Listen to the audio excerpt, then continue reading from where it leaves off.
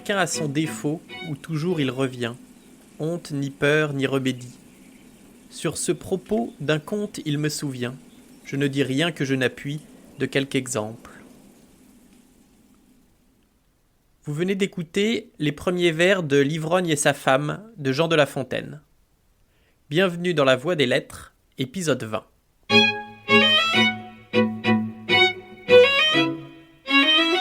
Dieu, déjà le 20e épisode, et l'idée me vint de consacrer cet épisode 20 au vin. Voilà, je crois que le quota de jeu de mots pour l'épisode est atteint. On va maintenant pouvoir se concentrer sur le texte. Chacun a son défaut, où toujours il revient. Honte, ni peur, ni remédie. Sur ce propos d'un conte il me souvient, je ne dis rien que je n'appuie de quelque exemple. Un suppôt de Bacchus altérait sa santé, son esprit et sa bourse. Tels gens n'ont pas fait la moitié de leur course, qu'ils sont au bout de leurs écus. Un jour que celui-ci, plein du jus de la treille, avait laissé ses sens au fond d'une bouteille, sa femme l'enferma dans un certain tombeau. Là, les vapeurs du vin nouveau cuvèrent à loisir. À son réveil, il treuve l'attirail de la mort alentour de son corps, un luminaire, un drap des morts. « Oh, dit-il, qu'est-ce ceci ? Ma femme est-elle veuve ?» Là-dessus, son épouse, en habit d'alecton, masquée et de sa voix contrefaisant le ton, vient au prétendu mort, approche de sa bière, lui présente un chaud d'eau, propre pour Lucifer. L'époux alors ne doute en aucune manière qu'il ne soit citoyen d'enfer. « Quelle personne es-tu » dit-il à ce fantôme. « La célérière du royaume de Satan, reprit-elle, et je porte à manger à ceux qu'enclôt la tombe noire.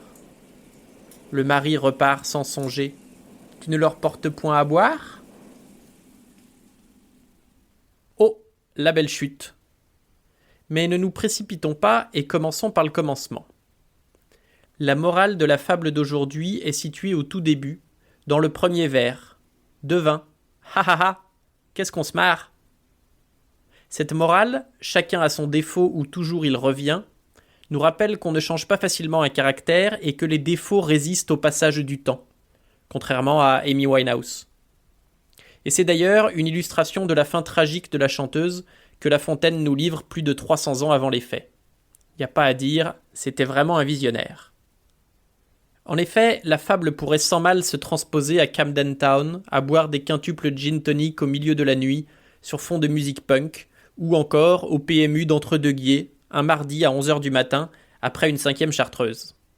Tout dépend du type d'exotisme que vous recherchez.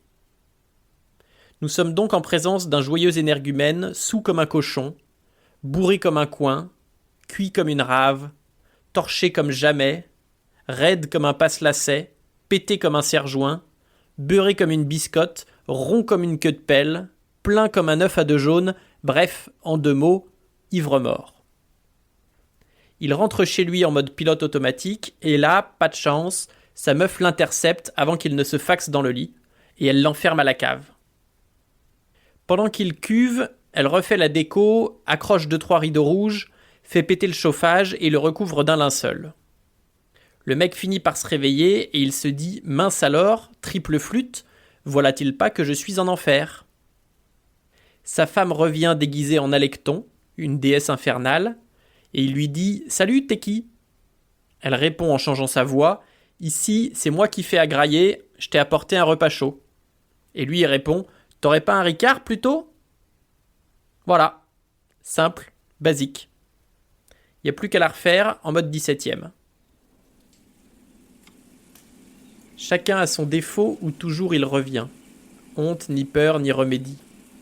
Sur ce propos d'un conte il me souvient, je ne dis rien que je n'appuie de quelque exemple. Un suppôt de Bacchus altérait sa santé, son esprit et sa bourse. Tels gens n'ont pas fait la moitié de leur course, qu'ils sont au bout de leurs écus. Un jour que celui-ci, plein du jus de la treille, avait laissé ses sens au fond d'une bouteille, sa femme l'enferma dans un certain tombeau. Là, les vapeurs du vin nouveau cuvèrent à loisir. À son réveil, il treuve l'attirail de la mort alentour de son corps, un luminaire, un drap des morts. « Oh, dit-il, qu'est-ce ceci ? Ma femme est-elle veuve ?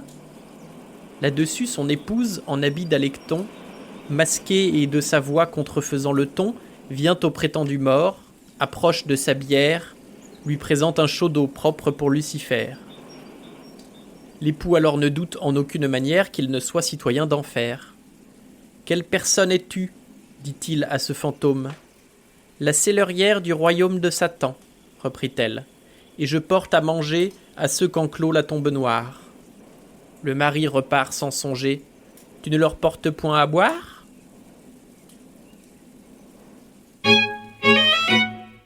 C'est tout pour aujourd'hui, merci d'avoir écouté jusqu'à la fin. Si cela vous a plu, je vous invite à partager autour de vous, à me suivre sur les internets et je vous donne rendez-vous la semaine prochaine pour un nouvel épisode de La Voix des Lettres.